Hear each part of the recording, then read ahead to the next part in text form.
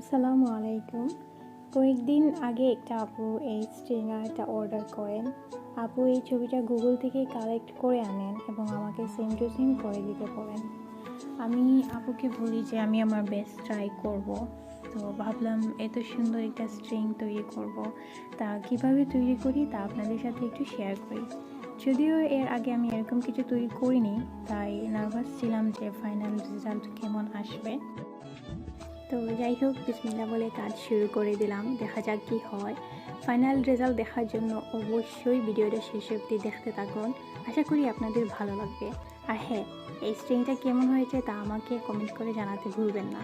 সাথে থাকার জন্য অনেক অনেক ধন্যবাদ।